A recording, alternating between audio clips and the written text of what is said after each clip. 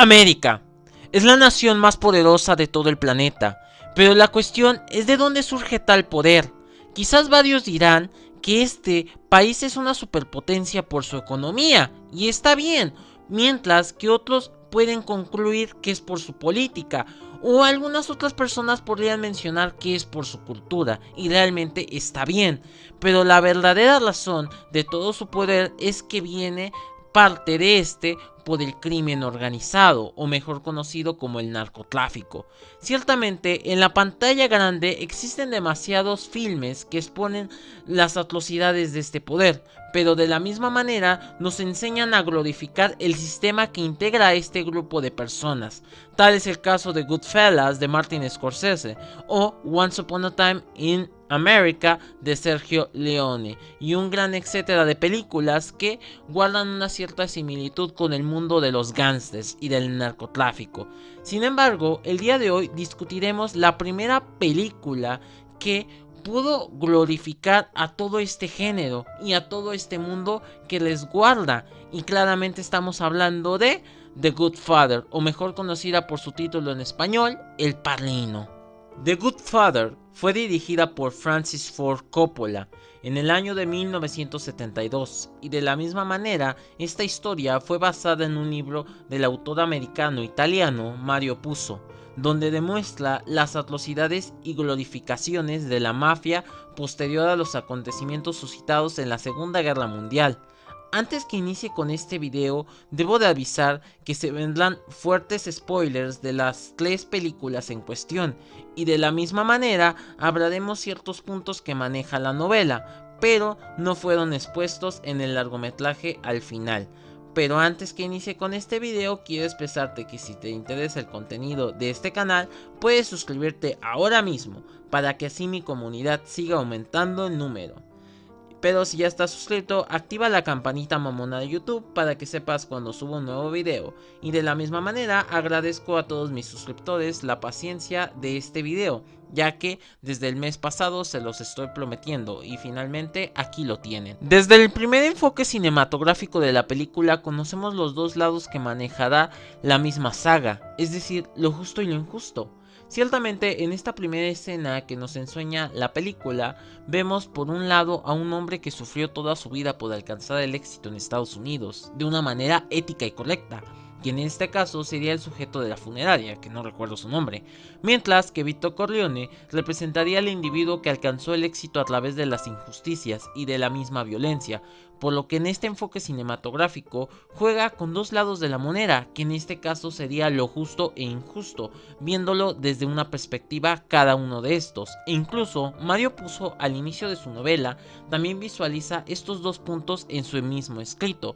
y de hecho hace una fuerte crítica al concepto de la justicia, que ha sido enmarcado por una proximidad de milenios de años, y este lo critica, por lo que el papel que sucumbe este primer fotograma dentro de la película demuestra de lo que es moral y de lo que no es moral, o más bien conocido como lo antimoral. En mi opinión, creo que no es tan extraño confundir a la justicia de la injusticia, debido a que la denominación de la misma es muy ambigua y no es tan precisa como algunos otros conceptos que se dieron posterior a esta época en que nace el derecho. Pero vamos un poco lentos para que así ustedes no se puedan confundir. Se tiene por entendido que la primera ocasión que el hombre habló de justicia fue por la época romana, cuando un caballero llamado Ulpiano destacó que la justicia es la constante y perpetua voluntad de dar a cada quien su derecho que corresponda. Por ende, esta misma definición es inentendible, porque los romanos están considerando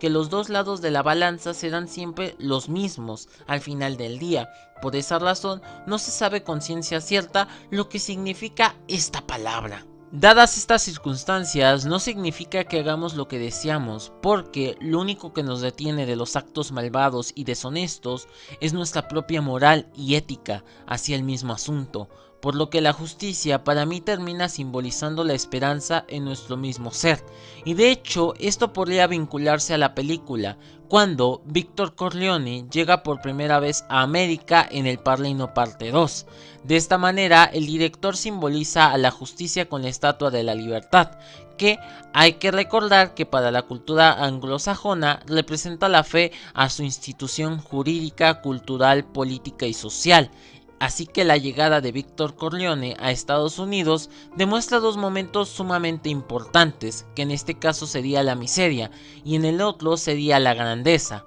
Primeramente, la miseria se vincularía con las personas que llegan en barco a América. Si se dan cuenta, en sus rostros es apreciable visualizar su agonía por la propia pobreza que los está matando. Mientras que la enorme estatua de la libertad vendría representando la imposición de esta nueva cultura a estas personas, y puede verse como su llamada de esperanza a una vida mejor a lo impuesto por sus países subdesarrollados, claro está. Además, también debemos de recordar que esta secuencia que indaga el propio filme maneja el concepto de la decadencia cultural que se vivía en aquel entonces, bueno, que se vive actualmente. Por eso mismo, hacen una manera interesante de persuadir a esta escena, que al final del día tendrá una influencia notoria en el desarrollo de la historia del Parlino, porque esta crónica nos habla del éxito antimoral, es decir, del éxito alcanzado por métodos que van a desfavorecer a la misma sociedad, provocando violencia e inestabilidad a la ética de las mismas personas que participen en estos eventos. Nombrando al Parlino parte 2, nos damos cuenta del estilo modesto que tiene Víctor Corleone al inicio de su juventud, enmarcando sus dos lados que le vendrán al personaje a lo largo de estas dos películas. El primer lado es la demostración de su humildad como individuo social, y su segundo ángulo es su persistencia a consagrar su venganza, pero también su ambición a convertirse en alguien importante. Entonces, retomando esta primera escena, tenemos dos lados que van a enmarcar el mismo director de la película. En este caso, Don Víctor Corleone representaría la soberbia del ser humano, mismo valor que se vuelve fundamental en el transcurso de las tres entregas de esta historia, mientras que el hombre de la funeraria representaría el lado correcto de las cosas, el hombre que caminó con justicia. Pero para abordar más este tema, creo que es necesario ahora darse cuenta de la escena del asesinato que ocurre detrás de la Estatua de la Libertad, poniendo en duda a la justicia americana.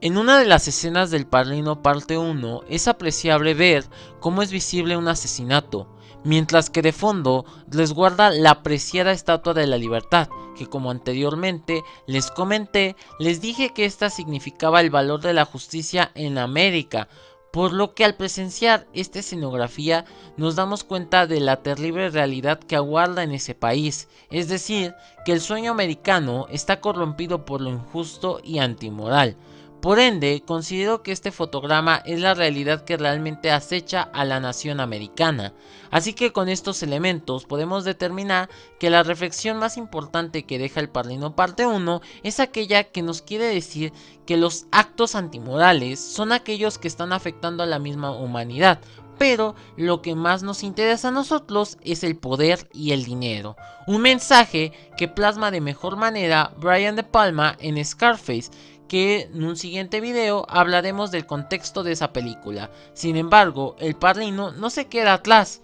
y muestra este mismo factor, y también demuestra el corrompimiento moral de una persona por el poder.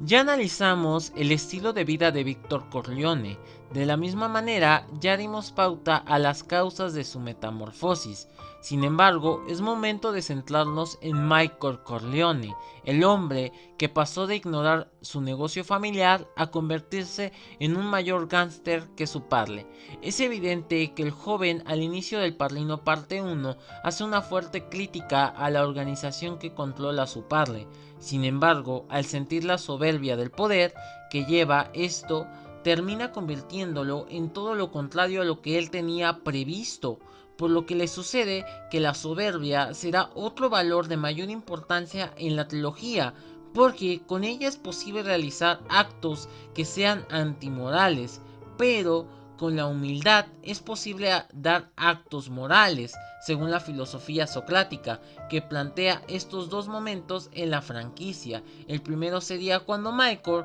se alista en el ejército para pelear con un propósito bueno. En este caso sería un acto humilde, pero su metamorfosis, con su soberbia, lo termina convirtiendo en algo que juró no ser.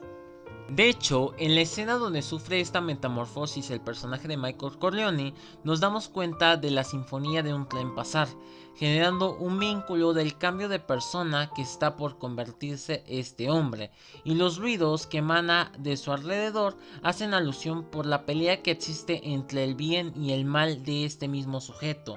De hecho, en el libro también sucede esta misma escena, cuando matan a Sollozo, pero no con la misma intensidad que maneja el largometraje,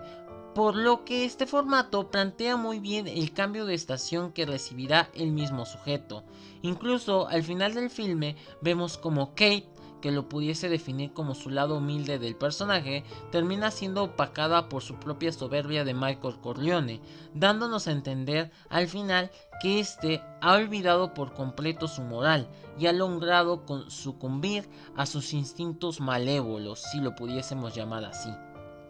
Ciertamente, en la novela termina muy diferente a la adaptación, porque en ella Kate se vuelve sumamente católica y esto lo hace para que su esposo pueda encontrar la redención, un final ciertamente esperanzador que visualizaremos hasta la tercera película, cuando finalmente Michael Corleone muere de una forma trágica. Pero aún no es momento de adentrarnos a ello, sino lo que plantea este final en la novela es la redención hacia los actos antimorales de los que realizó Michael Corleone en su vida. En cierta filosofía determina que la aceptación del mal es posible, sin embargo muy difícil de encontrar, porque la aceptación es un paso muy complicado en los seres humanos, debido a que nuestro instinto soberbio nos hace ver la realidad que emerge en nuestros actos. Ciertamente en esta parte entenderemos que realizaremos el mal, pero cuando se trate de nuestro propio beneficio ignoramos todos estos factores. Y seamos honestos, sí lo hacemos.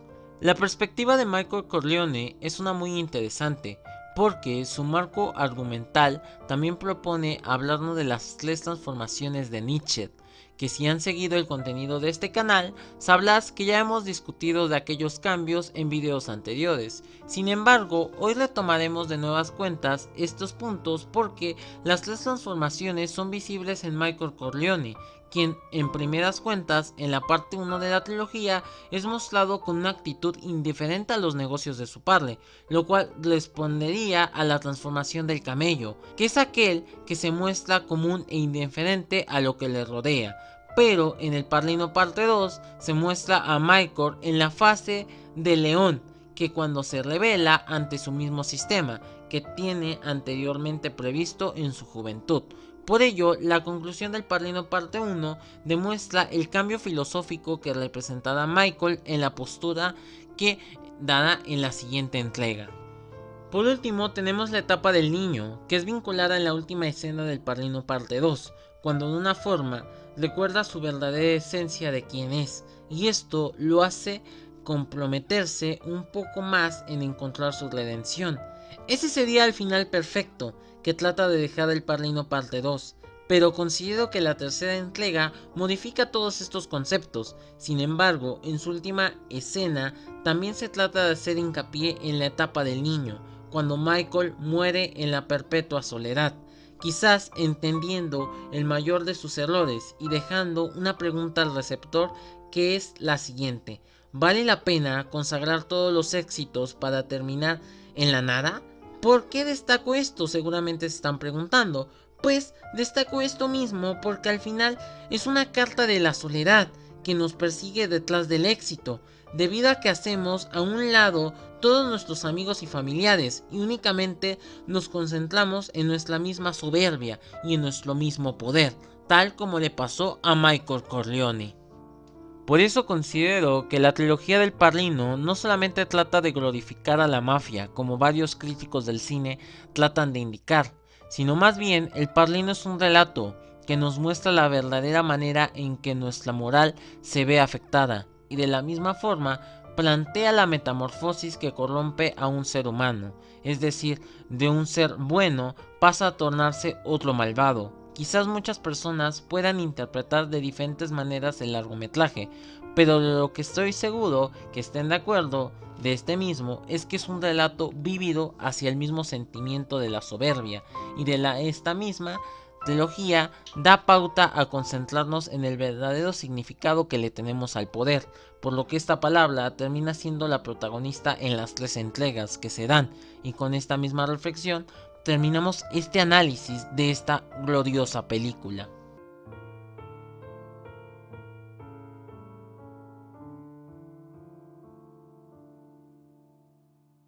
Ya como último segmento, me gustaría decirles que ojalá me pudiesen regalarme un buen like. Espero que este video alcance unos 150 likes para que realice el sorteo correspondiente de la siguiente vez. También los invito a que compartan este video en sus redes sociales, de tal manera que se los agradecería muchísimo. Y si alguien quiere recomendarme películas para que en siguientes videos las analicemos, pues lo invito a que en la caja de comentarios me dejen tales películas. Pues esto ha sido todo, camaradas, esto ha sido Mr. Films y los veo para otra vuelta. Bye.